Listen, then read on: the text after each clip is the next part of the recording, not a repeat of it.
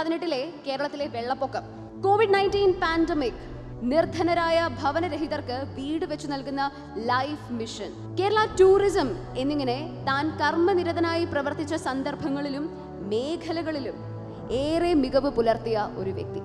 ജനങ്ങൾക്കൊപ്പം നിന്നുകൊണ്ട് അവർക്ക് വേണ്ടി കൂടി സ്വപ്നം കാണുന്ന നമുക്കിടയിലെ ഏറെ ബഹുമാന്യനായ ഒരു വിന്നർ ആണ് ഇദ്ദേഹം. ലീഡ് IAS ജൂനിയറിൻ്റെ സംസ്ഥാനമൊട്ടുക്കും നടത്തിയ മത്സര പരീക്ഷയിൽ വിജയികളായി എത്തിയിട്ടുള്ള ഏറ്റവും പ്രിയപ്പെട്ട കൊച്ചു മിടുക്കന്മാർക്കും മിടുക്കികൾക്കും ഹൃദയം നിറഞ്ഞ അഭിനന്ദനങ്ങൾ ആദ്യം നേരട്ടെ. 5ാം ക്ലാസ് മുതൽ 12ാം ക്ലാസ് വരെ പഠിക്കുന്ന, വരുന്ന 5-6 വർഷം മുതൽ 10-12 വർഷങ്ങൾക്ക് ശേഷം സിവിൽ സർവീസ് എഴുതണമെന്നും ക്ലിയർ ചെയ്യണമെന്നും സ്വപ്നം കാണുന്ന സംസ്ഥാനത്തെ ഏറ്റവും മിടുക്കരായിട്ടുള്ള ആയിരക്കണക്കിന് കുട്ടികളിൽ മോക്ക് സിവിൽ സർവീസ് എക്സാം നടത്തി അതിൽ നിന്നും വിജയികളായി തിരഞ്ഞെടുക്കപ്പെട്ട് ഇവിടെ എത്തിയിട്ടുള്ള വിദ്യാർത്ഥികളാണ് നിങ്ങളെല്ലാവരും. അതുകൊണ്ട് തന്നെ സിവിൽ സർവീസ് എന്ന് പറയുന്ന വലിയൊരു സ്വപ്നത്തിലെ ആദ്യത്തെ സ്റ്റെപ്പ് ഏറ്റവും വിജയകരമായി പൂർത്തിയാക്കിയ വിദ്യാർത്ഥിനികളാണ് നിങ്ങൾ എന്ന കാര്യം നിങ്ങൾ സ്വയം ഉൾക്കൊള്ളേണ്ടതുണ്ട്. എന്താണ് ഞാൻ ഈ പറഞ്ഞതിൻ്റെ അർത്ഥം? അതിൻ്റെ അർത്ഥം ഇതാണ്: സിവിൽ സർവീസ് എക്സാം ക്ലിയർ ചെയ്യുന്നതിന് വേണ്ടിയിട്ടുള്ള ഏറ്റവും അടിസ്ഥാനപരമായ ക്വാളിറ്റി എന്തായിരിക്കും? നമ്മുടെ നാട്ടിലെ ഏറ്റവും മിടുക്കന്മാരും മിടുക്കികളുമായ കുട്ടികൾ പൊതുവിൽ എഴുതുന്ന പാസ്സാകുന്ന ഒരു പരീക്ഷ എന്ന നിലയ്ക്ക് അതിന് ഏറ്റവും അടിസ്ഥാനപരമായി വേണ്ട ക്വാളിറ്റി നല്ല ബുദ്ധിയും ഓർമ്മശക്തിയും ഉണ്ടാവുക എന്നുള്ളതാണ്. അത് എത്രത്തോളം ബുദ്ധിയും ഓർമ്മശക്തിയും ഉണ്ടാകണം, അത് നമുക്ക് സംശയമുള്ള കാര്യമാണ്. പലപ്പോഴും നമ്മുടെ സംശയം ഈ സിവിൽ സർവീസ് എക്സാം ക്ലിയർ ചെയ്യുന്നതിന് ആവശ്യമായ ബുദ്ധിയും ഓർമ്മശക്തിയും എനിക്കുണ്ടോ എന്നുള്ള കാര്യത്തിൽ പലപ്പോഴും നമുക്ക് ഓരോരുത്തർക്കും സംശയമുണ്ട്. എന്നാൽ എനിക്ക് നിസ്സംശയം പറയാൻ കഴിയും, ഇത്തരത്തിലുള്ള ഒരു എക്സാം സ്റ്റേറ്റ് ഒട്ടുക്കെയുള്ള കുട്ടികളിൽ നിന്നും നടത്തി അതിൽ നിന്നും പാസ്സായി ഇവിടെ എത്തിയിട്ടുള്ള കുട്ടികൾ എന്ന നിലയ്ക്ക് തീർച്ചയായിട്ടും ഈ എക്സാം ക്ലിയർ ചെയ്യുന്നതിനുള്ള ഏറ്റവും ബേസിക് ആയിട്ടുള്ള റിക്വയർഡ് ആയിട്ടുള്ള ബുദ്ധിയും ഓർമ്മശക്തിയും 100% കുട്ടികളാണ് നിങ്ങൾ. എന്ന് പറഞ്ഞാൽ അതിൻ്റെ അർത്ഥം 2 കടമ്പകൾ നിങ്ങൾ ഓൾറെഡി കടന്നു എന്നാണ്. ഒന്നാമത്തെ കടമ്പ, സിവിൽ സർവീസ് എക്സാം എഴുതണമോ വേണ്ടയോ, ഞാൻ എൻ്റെ ജീവിതത്തിൽ ഏത് കരിയറാണ് ചൂസ് ചെയ്യേണ്ടത് എന്നുള്ള വലിയൊരു ഡിസിഷൻ എടുക്കേണ്ടതുണ്ട്. പലപ്പോഴും ആളുകൾ വളരെയധികം കൺഫ്യൂസ്ഡ് ആയിട്ട്, കാലിബറുള്ള കുട്ടികൾ പോലും വളരെയധികം കൺഫ്യൂസ്ഡ് ആയിട്ട് ഈ തീരുമാനമെടുക്കാൻ ഒട്ടേറെ വൈകുകയോ അല്ലെങ്കിൽ ഈ തീരുമാനത്തിനൊപ്പം തന്നെ മറ്റു കോഴ്സുകൾ കൂടി പഠിക്കണം എന്ന തീരുമാനമെടുക്കുകയോ ചെയ്യുന്നത് കൊണ്ട് ഇതിന് റിക്വയർഡ് ആയിട്ടുള്ളൊരു ഫോക്കസ് ലഭിക്കാതെ പോകാറുണ്ട്. ഏറ്റവും ചെറുപ്പത്തിൽ തന്നെ അത്തരത്തിലുള്ള ഒരു ഡിസിഷൻ എടുക്കുകയും ആ ഫോക്കസ് കിട്ടുകയും ചെയ്തതോടെ നിങ്ങൾ ഈ എക്സാം ക്ലിയർ ചെയ്യുന്നതിൻ്റെ ആദ്യത്തെ സ്റ്റെപ്പ് ക്ലിയർ ചെയ്തു എന്നുള്ളതാണ്. രണ്ടാമത്തത്, ഇത് അത്തരത്തിൽ തീരുമാനമെടുക്കുന്ന എല്ലാ കുട്ടികളും സിവിൽ സർവീസിലേക്ക് എത്തുന്നതിന് വളരെ വളരെ സാധ്യത കുറവാണ്. അപ്പോൾ അതിന് വേണ്ട ഏറ്റവും പ്രധാനപ്പെട്ട ഘടകം അതിനാവശ്യമായ അടിസ്ഥാനപരമായ ബുദ്ധിയും ഓർമ്മശക്തിയും ഉണ്ടോ എന്നുള്ളതാണ്. അതും പ്രൂവ് ചെയ്ത കുട്ടികളാണ് നിങ്ങൾ എന്നുള്ളതാണ് രണ്ടാമത്തെ ഘടകം.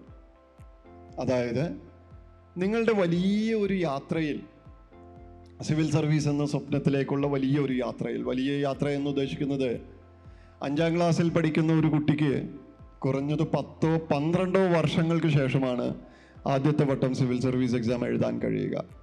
10 കഴിയണം, 12 കഴിയണം, ഡിഗ്രി കഴിയണം, കുറഞ്ഞത് 1 വർഷമെങ്കിലും പ്രിപ്പയർ ചെയ്യുമ്പോൾ കുറഞ്ഞത് 11 വർഷമാകുന്നു എന്നുള്ളതാണ്. 10ാം ക്ലാസ്സിൽ പഠിക്കുന്ന കുട്ടിയാണെങ്കിൽ അത് കുറഞ്ഞത് 6-7 വർഷം എടുക്കും. അപ്പം ഇത് വലിയ ഒരു ജേണിയാണ്. ഈ വലിയ ജേണിയിൽ നിങ്ങൾ തയ്യാറെടുക്കുമ്പോൾ നിങ്ങൾ കൂടെ കരുതേണ്ട ഒട്ടേറെ പ്രധാനപ്പെട്ട കാര്യങ്ങളുണ്ട്. നിങ്ങളൊരു 100 മീറ്റർ ദൂരെയുള്ള ഒരു സ്ഥലത്തേക്ക് നടന്നു പോകുകയാണെന്ന് വിചാരിക്കുക. അപ്പോൾ നിങ്ങൾ കൂടെ കരുതുന്ന കാര്യങ്ങൾ എന്തൊക്കെയാണെന്ന് വിചാരിക്കുക. ഒപ്പം നിങ്ങളൊരു 10 ദിവസത്തെ ഒരു ലോങ് ട്രിപ്പിന് പോവുകയാണെന്ന് വിചാരിക്കുക. ആ 10 ദിവസത്തേക്ക് ട്രിപ്പിന് പോകുമ്പോൾ അത് ഹിമാലയത്തിലേക്കാണ് യാത്രയെന്ന് കൂടി വിചാരിക്കുക. അങ്ങനെയാണെങ്കിൽ ആ ട്രിപ്പിന് പോകുമ്പോൾ നിങ്ങൾ കരുതുന്ന എന്തൊക്കെയായിരിക്കും കയ്യിൽ കരുതുക എന്നുള്ള കാര്യം ഒന്ന് ആലോചിച്ച് നോക്കൂ. നിങ്ങളുടെ അച്ഛനും അമ്മയോടും ചോദിച്ചാൽ മനസ്സിലാകും. ഇത്രയും ദിവസത്തേക്കുള്ള വസ്ത്രങ്ങൾ, ഇത്രയും ദിവസത്തേക്കുള്ള വുളൻ ക്ലോത്ത്സ്, തണുപ്പത്തിടുന്നതിനുള്ള വസ്ത്രങ്ങൾ, ഇത്രയും ദിവസത്തേക്ക് വേണ്ടി വരുന്ന എമർജൻസീസ് മീറ്റ് ചെയ്യേണ്ട കാര്യങ്ങൾ, നിങ്ങൾക്കുള്ള ചെറുതും വലുതുമായ എല്ലാ അസുഖങ്ങളും അതിനുള്ള മരുന്നുകളും, ഫോട്ടോ എടുക്കുന്നതിനുള്ള സംവിധാനങ്ങൾ, ഫോട്ടോ സ്പെഷ്യലാക്കുന്നതിന് വേണ്ടിയിട്ടുള്ള അഡീഷണൽ കാര്യങ്ങൾ തുടങ്ങി യാത്രയ്ക്കും ഭക്ഷണത്തിനുമെല്ലാം ഉള്ളതിനുപരിയായിട്ട് ഒട്ടേറെ കാര്യങ്ങൾ പ്ലാൻ ചെയ്ത് കരുതി കൃത്യമായി പാക്ക് ചെയ്ത് പോകുമ്പോഴാണ് നിങ്ങളുടെ ആ 10 ദിവസത്തെ യാത്ര നിങ്ങൾക്ക് സന്തോഷകരമായ രീതിയിലാവുക. പലപ്പോഴും അവിടെ ചെന്ന് കഴിയുമ്പോഴാണ് നമുക്ക് മനസ്സിലാവുക ഏറ്റവും അത്യാവശ്യം വേണ്ട ചില വുളൻ ക്ലോത്ത്സ് നമ്മൾ എടുക്കണമെന്ന് കരുതിയത് എടുത്തിട്ടുണ്ടാവില്ല. ചിലപ്പോൾ നിങ്ങൾക്ക് മഞ്ഞിലൂടെ നടക്കുന്നതിന് വലിയ ബൂട്ട് ആവശ്യമായിട്ട് വരും. ആ ബൂട്ട് അല്ലെങ്കിൽ ബൂട്ട്സ് എടുത്തിട്ടുണ്ടാവില്ല. അതല്ലെങ്കിൽ നിങ്ങൾക്ക് നല്ല ഗോഗിൾസ് വയ്ക്കണമായിരിക്കും, അതെടുത്തിട്ടുണ്ടാവില്ല. നല്ല ഫോട്ടോസ് എടുക്കണമായിരിക്കും, ഫോട്ടോയിൽ ക്യാമറയിൽ മെമ്മറി ഉണ്ടാവില്ല. ചിലപ്പോൾ ചാർജർ എടുത്തിട്ടുണ്ടാവില്ല, ചിലപ്പോൾ അഡീഷണൽ പവർ ബാങ്ക് എടുത്തിട്ടുണ്ടാവില്ല. തുടങ്ങി നിങ്ങൾ എടുക്കാതെ പോയ ഓരോ ചെറിയ കാര്യവും നിങ്ങളുടെ ആ ടൂർ, ആ 10 ദിവസത്തെ പ്രോഗ്രാം ഏറ്റവും ഭംഗിയുള്ളതാക്കുന്നതിൽ കുറച്ച് കുറവ് വരുത്തുന്നതായി കാണാൻ പറ്റും. അങ്ങനെയാണെങ്കിൽ ഒരു 10 വർഷത്തെ യാത്രയ്ക്ക് നിങ്ങൾ എന്തൊക്കെ തയ്യാറെടുക്കണമെന്ന് ആലോചിച്ച് നോക്കൂ. ഏറ്റവും കുറഞ്ഞത് 5 വർഷത്തെ യാത്രയ്ക്ക് എത്ര തയ്യാറെടുക്കണമെന്ന് ആലോചിച്ച് നോക്കൂ. നിങ്ങളുടെ സിവിൽ സർവീസ് എന്ന് പറയുന്ന സ്വപ്നത്തിൽ നിങ്ങൾക്ക് വരാൻ പോകുന്ന ഏറ്റവും വലിയ തടസ്സം ഈ 5 വർഷം മുതൽ 10 വർഷം വരെയുള്ള യാത്ര, അതിനുവേണ്ടി നിങ്ങൾ എത്രത്തോളം തയ്യാറെടുപ്പ് നടത്തുന്നു എന്നുള്ളതാണ്. ആ യാത്രയിൽ നിങ്ങൾ എത്രത്തോളം കൺസിസ്റ്റൻസി കീപ്പ് ചെയ്യുന്നു എന്നുള്ളതാണ്. എന്താണ് കൺസിസ്റ്റൻസി എന്ന് പറയുന്നതിൻ്റെ വാക്കിൻ്റെ അർത്ഥം? നിങ്ങളുടെ മനസ്സിൽ, നിങ്ങളുടെ തലയിൽ ഏറ്റവും കൂടുതൽ റൈം ചെയ്യേണ്ട ഒരു വാക്കാണ് കൺസിസ്റ്റൻസി സിവിൽ സർവീസ് പ്രിപ്പറേഷനിൽ. അതിൻ്റെ അർത്ഥം ഇതാണ്: നിങ്ങൾ ഇന്ന് പോകുമ്പോൾ, ഇന്നിവിടുത്തെ ക്ലാസ്സുകളെല്ലാം കഴിഞ്ഞു പോകുമ്പോൾ എനിക്ക് 100% ഉറപ്പാണ് ഞാനൊരു സിവിൽ സർവൻ്റ് ആയിരിക്കും എന്ന് തീരുമാനമെടുത്ത് പോകുന്ന ഒട്ടേറെ കുട്ടികൾ ഈ 140 പേരിലുണ്ടാകും. അതിനു വേണ്ടിയിട്ട് വരുന്ന 1 മാസം അല്ലെങ്കിൽ 15 ദിവസം, 7 ദിവസം അല്ലെങ്കിൽ 2 ദിവസം വരെ വളരെ സീരിയസ് ആയിട്ട് സിസ്റ്റമാറ്റിക്കായിട്ട് പത്രം വായിക്കുകയും നോട്ടെടുക്കുകയും പഠിക്കുകയും ചെയ്യുന്ന കുറച്ചധികം കുട്ടികളുണ്ടാകും. പക്ഷേ 1 മാസം കഴിഞ്ഞ്, 2 മാസം കഴിഞ്ഞ്, ക്രിസ്മസ് ആകുമ്പോൾ, ക്രിസ്മസ് എക്സാം ആകുമ്പോൾ, നിങ്ങളുടെ എല്ലാം സ്കൂളിലെ എക്സാമിനേഷൻ വരുമ്പോൾ, അല്ലെങ്കിൽ ക്രിസ്മസുമായി റിലേറ്റഡ് പ്രോഗ്രാംസ് വരുമ്പോൾ, അല്ലെങ്കിൽ ക്രിസ്മസ് വെക്കേഷൻ വരുമ്പോൾ, അതല്ലെങ്കിൽ ഫൈനൽ എക്സാം വരുമ്പോൾ, ഫൈനൽ എക്സാം കഴിഞ്ഞിട്ടുള്ള വെക്കേഷൻസ് വരുമ്പോഴെല്ലാം ഇതേ ശ്രദ്ധയോടെ, ഇതേ സ്പിരിറ്റോടെ, ഇതേ മോട്ടിവേഷനോട് കൂടി സിവിൽ സർവീസിൻ്റെ പ്രിപ്പറേഷനും കൂടെ കൊണ്ടുപോയി നടക്കുന്ന കുട്ടികൾ എത്ര പേരുണ്ടാകും? എത്ര പേരുണ്ടാകും? ഒന്ന് ഉത്തരം പറയാമോ? വളരെ കുറച്ച് കുട്ടികളെ ഉണ്ടാകും. അപ്പോൾ കൺസിസ്റ്റൻസി എന്ന് പറയുന്നതിൻ്റെ അർത്ഥം നിങ്ങൾക്ക് സിവിൽ സർവൻ്റ് ആകണം എന്നുള്ള അടക്കാനാവാത്ത ആഗ്രഹം ഇന്ന് നിങ്ങൾ ഇവിടെ നിന്ന് പോകുമ്പോൾ നിങ്ങൾക്കുള്ളിലുണ്ടാകുന്ന ആ ആഗ്രഹം നിങ്ങൾ ഒരു സിവിൽ സർവൻ്റായി പുറത്തു വരുന്ന അന്ന് വരെ തുടർച്ചയായിട്ട് നിലനിർത്തിക്കൊണ്ട് പോകാൻ കഴിയുകയാണെങ്കിൽ നിങ്ങളെ ഒരു സിവിൽ സർവൻ്റ് ആക്കുന്നതിൽ ഏറ്റവും ഇമ്പോർട്ടൻ്റ് ആയിട്ടുള്ള ഫാക്ടർ അതായിരിക്കും. ഒരുപക്ഷെ നിങ്ങളുടെ അക്കാഡമിക് മികവിനേക്കാൾ, നിങ്ങളുടെ ഇതുവരെയുള്ള അറിവിനേക്കാൾ, നിങ്ങളുടെ ബുദ്ധിയേക്കാളും ഓർമ്മശക്തിയേക്കാളും പ്രധാനപ്പെട്ട ഫാക്ടർ നിങ്ങളുടെ കൺസിസ്റ്റൻസി ആയിരിക്കുമെന്ന് ഞാൻ പറയും. നമുക്ക് വളരെ ചിരപരിചിതമായ ഒരു എക്സാമ്പിളാണ് ആമയുടെയും മുയലിൻ്റെയും കഥ. അതിൽ നമുക്കെല്ലാവർക്കും അറിയാം, ആര് നോക്കിയാലും, ഏതർത്ഥത്തിൽ നോക്കിയാലും ആ ഓട്ട മത്സരം ജയിക്കേണ്ടത് മുയൽ തന്നെയാണ്. ഏറ്റവും ഫാസ്റ്റായിട്ട് മൂവ് ചെയ്യുന്ന, കുറച്ചുകൂടി ഏബിളായിട്ടുള്ള ജീവി ആമയേക്കാൾ മുയലാണ്. പക്ഷേ മത്സരം ഒടുവിൽ ജയിക്കുന്നത് ആമ തന്നെയാണ്. അപ്പോൾ ഇവിടെ തീർച്ചയായിട്ടും അതുപോലെ തന്നെയുള്ള ഒരു മത്സരമാണ് നിങ്ങൾക്ക് 5 മുതൽ 7 മുതൽ 12 വരെ വർഷങ്ങൾക്ക് ശേഷം വരുന്ന എക്സാം എന്ന നിലയ്ക്ക് ഇത്രയും കാലം ശ്രദ്ധയോടെ കൺസിസ്റ്റൻ്റ് ആയിട്ട് ഈ മേഖലയിൽ ഈ മോട്ടിവേഷനോട് കൂടി പിടിച്ചു നിൽക്കുക എന്നുള്ളതായിരിക്കും നിങ്ങൾ നേരിടാൻ പോകുന്ന ഏറ്റവും വലിയ ചലഞ്ച്. 3 കാര്യങ്ങളാണ് പറഞ്ഞത്. 1, സിവിൽ സർവീസ് എക്സാം ക്ലിയർ ചെയ്യണം, ഇതായിരിക്കണം എൻ്റെ കരിയർ ഓപ്ഷൻ അതാണ് എൻ്റെ ജീവിതത്തിലെ കരിയർ ഓപ്ഷൻ എന്ന തീരുമാനമെടുക്കുക എന്നുള്ളത് വലിയൊരു കാര്യമാണ്. ഒരുപക്ഷെ നിങ്ങളിൽ വലിയൊരു പങ്ക് കുട്ടികളും ആ തീരുമാനമെടുത്ത കുട്ടികളാണ്. അതുകൊണ്ട് തന്നെ നിങ്ങൾ സ്റ്റെപ്പ് 1 ക്ലിയർ ചെയ്തവരാണ്. 2, സ്റ്റേറ്റ് ഒട്ടുക്കുള്ള പരീക്ഷയിൽ കോമ്പറ്റേറ്റീവ് എക്സാമിൽ ഏറ്റവും മികച്ച കുട്ടികളായി പുറത്തു വന്ന കുട്ടികൾ എന്ന നിലയ്ക്ക് അവശ്യം വേണ്ട ബുദ്ധിശക്തിയും ഓർമ്മശക്തിയുമുള്ള കുട്ടികളാണ് നിങ്ങൾ എന്നുള്ളതാണ്. അത് നിങ്ങൾ തെളിയിച്ചവരാണ്. 3, നിങ്ങൾ ഓൾറെഡി എടുത്ത തീരുമാനം സിവിൽ സർവീസ് എന്ന സ്വപ്നത്തിലെത്തുന്നത് വരെ കൺസിസ്റ്റൻ്റ് ആയിട്ട് ഈ സ്വപ്നത്തിന് വേണ്ടി പ്രയത്നിക്കുക എന്നുള്ള തീരുമാനമാണ്. ആ തീരുമാനം നിങ്ങളുടെ കയ്യിലാണുള്ളത്. അതെടുക്കുന്നവരാണ് ആ വിജയത്തിലേക്ക് എത്തുന്നുണ്ടാവുക.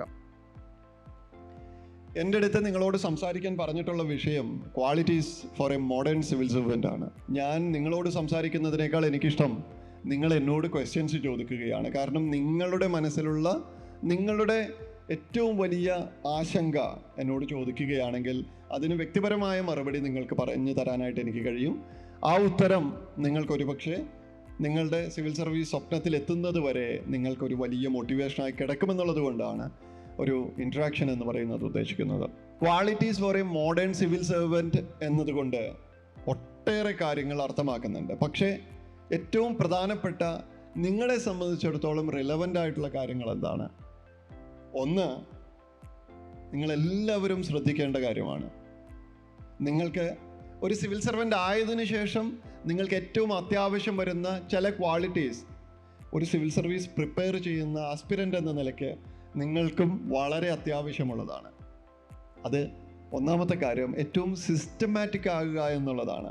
എന്താണ് സിസ്റ്റമാറ്റിക് ആകുക എന്നുള്ളത് കൊണ്ട് ഉദ്ദേശിക്കുന്നത്? ഒരുപക്ഷെ നിങ്ങൾ ഒരു ദിവസം രാവിലെ 5 മണി മുതൽ 5 മണിക്ക് എഴുന്നേറ്റിരുന്ന് പഠിക്കുന്നുണ്ടാകും.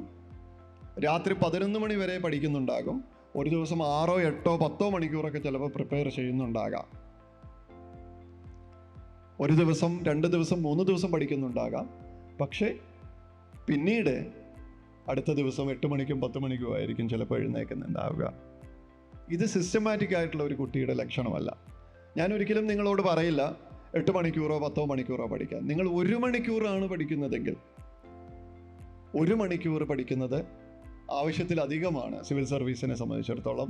നിങ്ങളുടെ ക്ലാസ്സുകളിൽ ഒരു ദിവസം കൃത്യമായിട്ട് 1 മണിക്കൂർ നിങ്ങൾക്ക് സിവിൽ സർവീസ് പ്രിപ്പറേഷന് വേണ്ടി മാറ്റിവെക്കാൻ കഴിയുകയാണെങ്കിൽ നിങ്ങൾ സിവിൽ സർവൻ്റ് ആയാലും ഇല്ലെങ്കിലും നിങ്ങളുടെ ക്ലാസ്മേറ്റ്സിൽ നിങ്ങൾ പഠിക്കുന്ന സ്കൂളുകളിൽ കോളേജുകളിലെല്ലാം ഏറ്റവും മികച്ച വിദ്യാർത്ഥികളിൽ ഒരാളായി നിങ്ങൾ മാറുമെന്നുള്ള കാര്യത്തിൽ ഒരു സംശയവുമില്ല.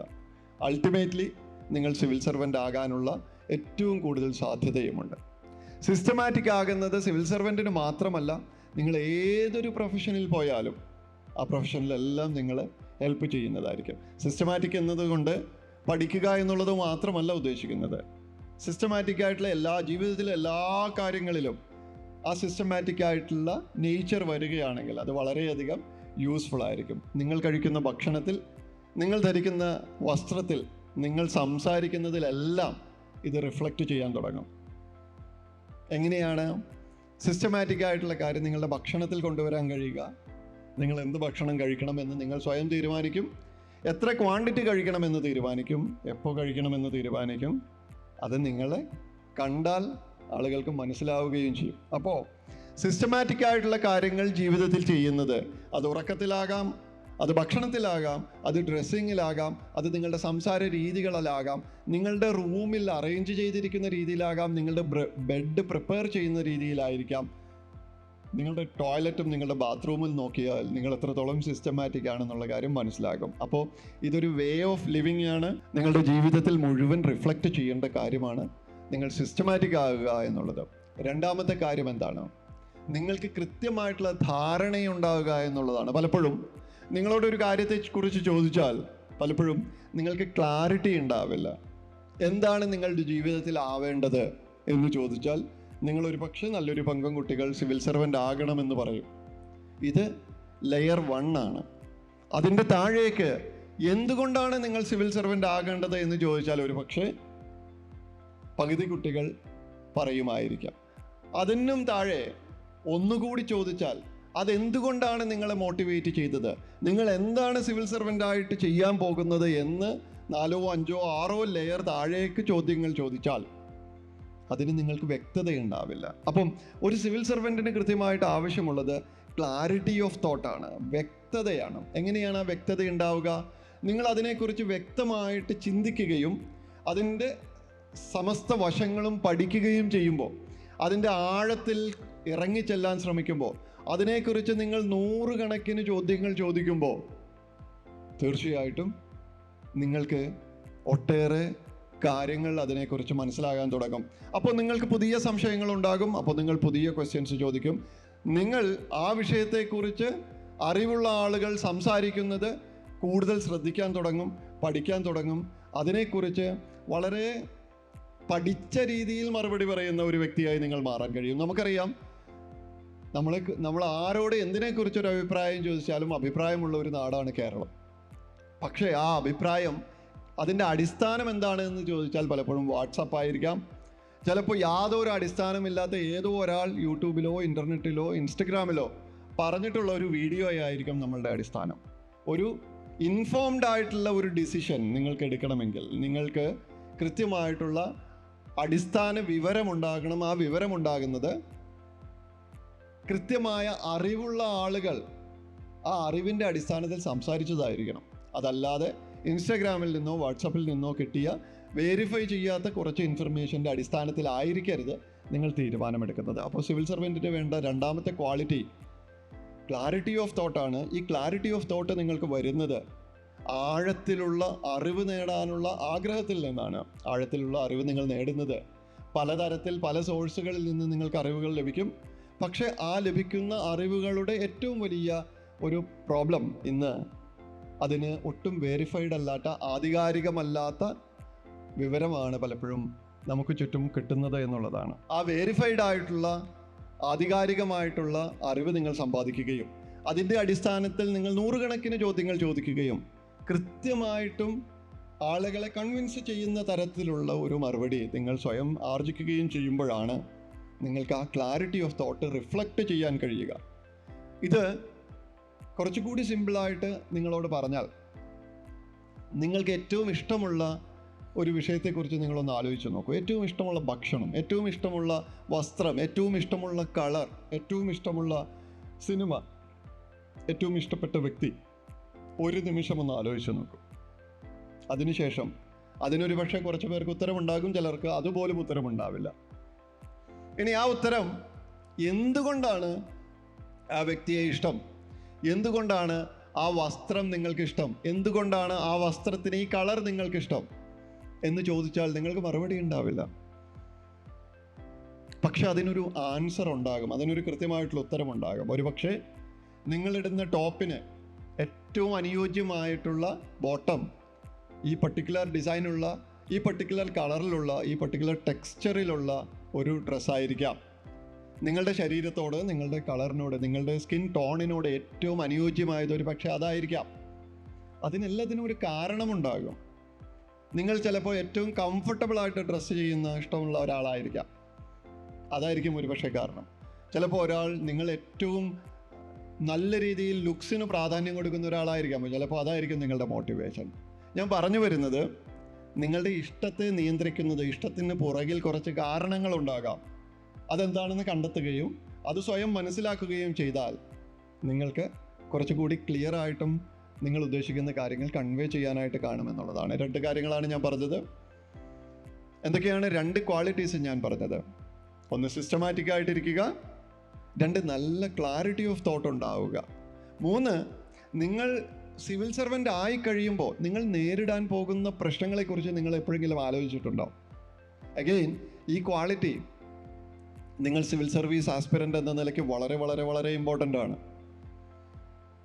2 പ്രോബ്ലംസ് നിങ്ങൾ സ്ഥിരമായിട്ടും ഫേസ് ചെയ്യും. നിങ്ങൾക്ക് കൂടി റെലവൻ്റ് ആയിട്ടുള്ള പോയിന്റ്സ് മാത്രമാണ് ഞാനിവിടെ ഷെയർ ചെയ്യുന്നത്. 2 പ്രോബ്ലംസ് നിങ്ങൾ ഫേസ് ചെയ്യും സിവിൽ സർവൻ്റ് ആകുമ്പോൾ.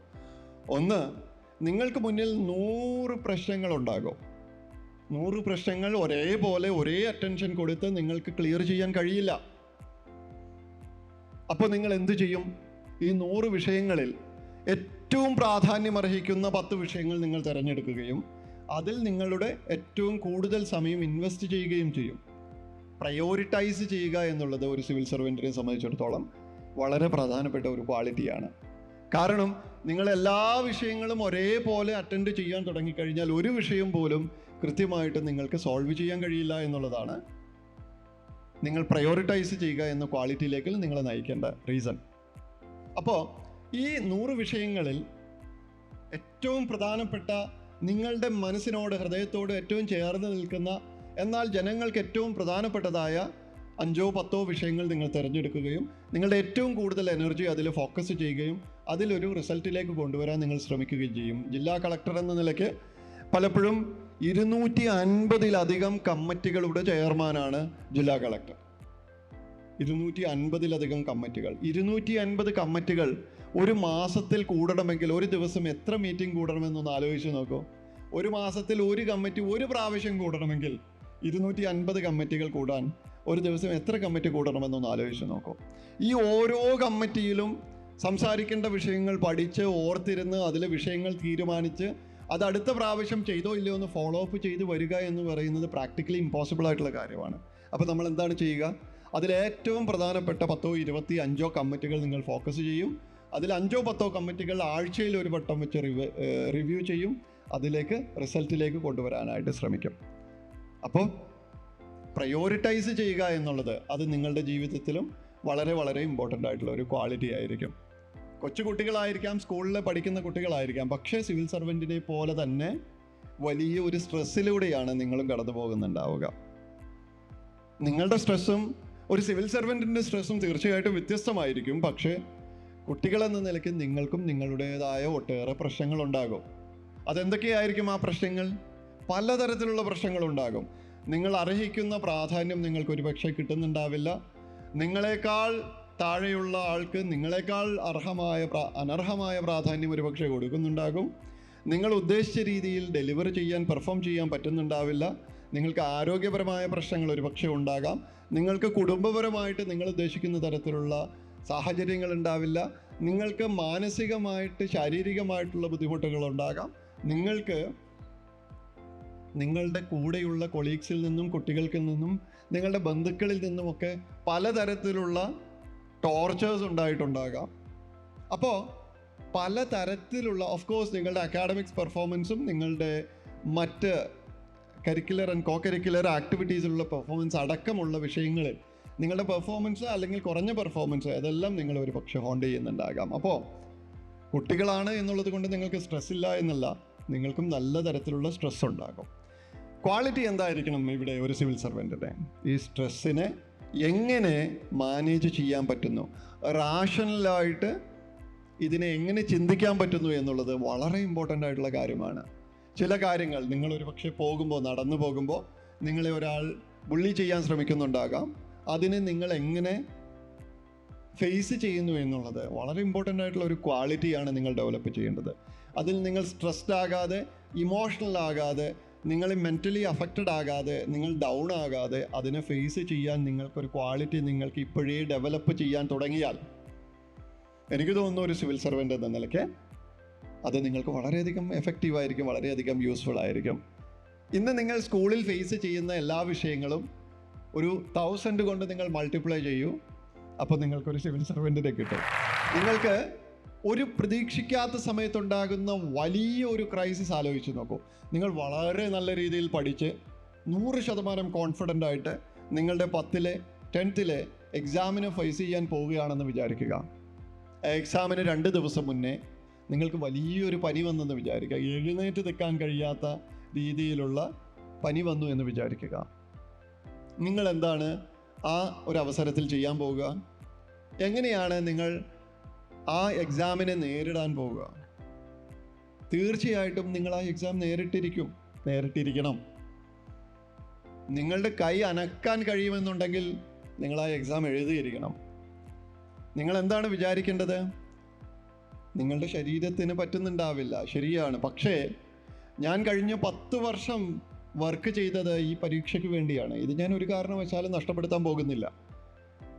നിങ്ങൾ നേരിടാൻ പോകുന്ന ഏതൊരു ശാരീരികമായ, മാനസികമായ, മറ്റു തരത്തിലുള്ള ഏത് തരത്തിലുള്ള ബുദ്ധിമുട്ടാണെങ്കിലും അതിനെയെല്ലാം ധൈര്യത്തോടു കൂടി നേരിടുമ്പോഴാണ്, ആ ചലഞ്ചിനെ ഫേസ് ചെയ്യാൻ നിങ്ങൾ കരുത്താർജിക്കുമ്പോഴാണ് തീർച്ചയായിട്ടും നിങ്ങളൊരു വിജയിയായി വരിക. അത്തരത്തിലുള്ള ആളുകൾക്കാണ് സിവിൽ സർവീസിൽ വന്നു കഴിയുമ്പോൾ വിജയിക്കാൻ, ശോഭിക്കാൻ കഴിയുക എന്നുള്ളത് സംശയമില്ലാതെ പറയാം. നമുക്ക് പലതരത്തിലുള്ള ട്രെയിനിങ്ങുകൾ പല അവസരങ്ങളിൽ ലഭിക്കുന്നുണ്ടാകും. ഒട്ടേറെ അനുഭവസമ്പന്നരായ മനുഷ്യരുമായിട്ട് നമ്മൾ സംവദിക്കുന്നുണ്ടാകും. അവരിൽ നിന്നുള്ള അനുഭവങ്ങളെല്ലാം നമ്മൾ ജീവിതത്തിൽ കോപ്പി ചെയ്യുന്നുണ്ടാകും. പക്ഷേ ഒരു സിവിൽ സർവൻ്റ് എന്ന നിലയ്ക്ക് നിങ്ങളുടെ മുന്നിൽ വലിയൊരു ചലഞ്ച് വരുമ്പോൾ ആ ചലഞ്ച് നേരിടാൻ നിങ്ങൾ ഒറ്റയ്ക്കേ ഉണ്ടാകും. അതിൽ നിങ്ങളുടെ മനസാന്നിധ്യമാണ് നിങ്ങളുടെ വിജയമെന്ന് പറയുന്നത്. നിങ്ങൾ ഇതുവരെ ആർജിച്ച സമസ്ത കഴിവുകളും പുറത്തെടുക്കുന്ന ഒരു അവസരമായിരിക്കും ഇത്. അവിടെ നിങ്ങളുടെ പ്രസൻസ് ഓഫ് മൈൻഡ് വളരെ ഇമ്പോർട്ടൻ്റ് ആയിട്ടുള്ള ക്വാളിറ്റി ആയിരിക്കും. എനിക്ക് തോന്നുന്നു ഒരു മോഡേൺ സിവിൽ സർവൻറ്റിൻ്റെ ക്വാളിറ്റീസിനെ കുറിച്ച് ഇതിൽ കൂടുതൽ സംസാരിച്ചതുകൊണ്ട് കാര്യമുണ്ടെന്ന് തോന്നുന്നില്ല. നിങ്ങൾക്ക് കൂടി റിലവൻ്റ് ആയിട്ടുള്ള 3-4 പോയിന്റ്സ് ആണ് ഞാനിവിടെ പറഞ്ഞത്. ആദ്യം പറഞ്ഞ ക്വാളിറ്റി എന്താണ്? സിസ്റ്റമാറ്റിക് ആയിരിക്കുക എന്നുള്ളതാണ്. ആണോ? രണ്ടാമത് പറഞ്ഞ ക്വാളിറ്റി എന്താണ്? കേൾക്കുന്നില്ല. Clarity of thoughts. തീർച്ചയായിട്ടും നല്ല സൂക്ഷ്മമായ രീതിയിൽ ചിന്തിക്കാനും വ്യക്തമായ ഉത്തരം പറയാനുമുള്ള കഴിവ് നിങ്ങൾ ആർജിക്കേണ്ടതുണ്ട്. മൂന്നാമത് പറഞ്ഞ ക്വാളിറ്റി എന്താണ്? പ്രയോറിറ്റൈസ് ചെയ്യാൻ പറ്റുക. നിങ്ങൾക്ക് മുന്നിൽ 100 കണക്കിനുള്ള വിഷയങ്ങൾ മുന്നിൽ നിരന്ന് നിൽക്കുന്നുണ്ടാകും. 100 വിഷയങ്ങൾ ഒരേപോലെ അറ്റൻഡ് ചെയ്യാനുള്ള സമയവും സൗകര്യവും സന്ദർഭവും നിങ്ങൾക്കുണ്ടാവില്ല. അതിലേറ്റവും പ്രാധാന്യമർഹിക്കുന്ന വിഷയം ഏതാണെന്ന് തിരഞ്ഞെടുത്ത് അതിൽ തീരുമാനമെടുക്കാൻ നിങ്ങൾക്ക് കഴിയണം. അതാണ് നിങ്ങളുടെ ജീവിതത്തിലെ ഇന്നത്തെ ഏറ്റവും പ്രധാനപ്പെട്ട വിഷയമെന്ന് മനസ്സിലാക്കി അതിനുവേണ്ടി പ്രവർത്തിക്കാൻ കഴിയണം. നാലാമത്തെ കാര്യം എന്താണ്? You are going to face a lot of stress in your life. ആ സ്ട്രെസ്സിനെ മനസാന്നിധ്യത്തോടു കൂടി നേരിടാനുള്ള കരുത്ത് നിങ്ങൾ ആർജിക്കേണ്ടതുണ്ട്. ഈ 4 ക്വാളിറ്റീസ് നിങ്ങൾ കുട്ടികളെന്ന നിലയ്ക്ക് വളരെ പ്രാധാന്യമുള്ള കാര്യങ്ങളാണ്. ഈ 4 കാര്യങ്ങൾ നിങ്ങൾക്ക് ഡെവലപ്പ് ചെയ്യാൻ കഴിയുകയാണെങ്കിൽ, ഒരു പക്ഷേ സിവിൽ സർവൻ്റ് ആകുന്നത് വരെയുള്ള പീരീഡിൽ ഡെവലപ്പ് ചെയ്യാൻ കഴിഞ്ഞാൽ എനിക്ക് നിസ്സംശയം പറയാൻ കഴിയും, നിങ്ങളൊരു ക്വാളിറ്റിയുള്ള ഏറ്റവും ശോഭനമായ ഭാവിയുള്ള ഒരു സിവിൽ സർവൻ്റായി മാറുന്നുണ്ടാകും.